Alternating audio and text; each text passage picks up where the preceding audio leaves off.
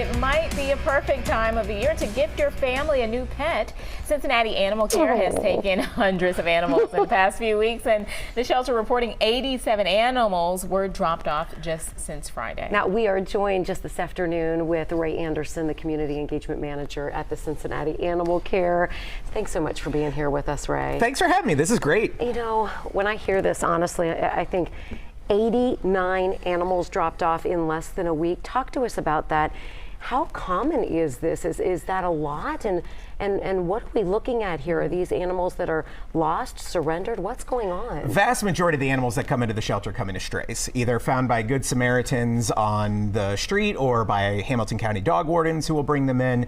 That's how the vast majority of animals come in. Of course, owner surrenders are also a thing, and we sometimes can take in dogs from other agencies that'll take dogs from us too. But the big thing is strays. That's what we're seeing a lot, and it's ticking up. It's been a lot since the first of the year. We've definitely seen a big increase since New Year's, but we're not to the point yet where we're at a full-blown panic. We had a really good, from Black Friday through the New Year, was really great at the shelter, tons of adoptions, but we're starting to head back in the wrong direction. Right. Ray, I have to say, you and your team are just so amazing. I did a story with you guys kind of at the end of last year about this issue, and you only get into this kind of work because you care so much about the animals, but what kind of strain is this putting on you guys? This is an incredible team that does incredible things. I'm very privileged that I get to be the one to tell their story in situations like this, but it does take a toll. I mean, if we focused on the bad, you wouldn't last a week there. I think for the most part, there's far more good than bad. We have our struggles, we have our challenges, and there certainly burnout is a thing, and it is a daily struggle. There are days every day where I go home and I'm like, okay, no more of that for the rest of the week. But for the most part, the good outweighs the bad, which I think a lot of people, when they hear animal shelter or dog pound, they don't think that that's the case. But the work that we've been doing since we took on the Hamilton County contract in August of 2020, it's good work. We're very proud of the work we're doing. But it's hard. Yeah, no doubt about it. I often say, you know, even when I was a crime reporter, you know, sometimes we would see the worst, and that sometimes included going, you know, into the shelters, and, you know, broke your heart, you know, what was going on. So let's talk about this. We'd love to see every one of these animals get adopted, right? Of course. But we also need to make sure they get into the right home. So what do people need to consider if they're thinking, okay, new year, my kids are begging me for an animal? What do people need to know? I think the big thing that people need to consider is, can I take care of an animal right now? Is it a good time for my family? And is there anything in the next foreseeable future that might change that?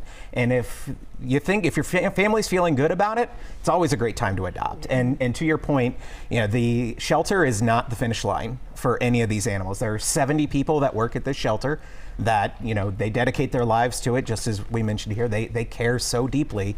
But with 8,000 animals coming in per year, 70 people aren't going to solve that problem alone. And we're never afraid to ask for help, whether it's from community partners or the public themselves. Adoption is the finish line. The shelter is not a sanctuary. This place was built in the 1960s. It is old and very outdated, especially for the approach we bring to animal welfare. So they can't live there. This is not a home. Right. There's no replacement for home, and that's where adoptions and fosters are so crucial. Yeah, and some people say, I would love to, but I just can't. And if people cannot adopt and bring an animal home, how else can they help the shelter out? Sure, and that's a huge thing. Like, I have a small house with 5 animals in it. I can't take any more home, so I get it.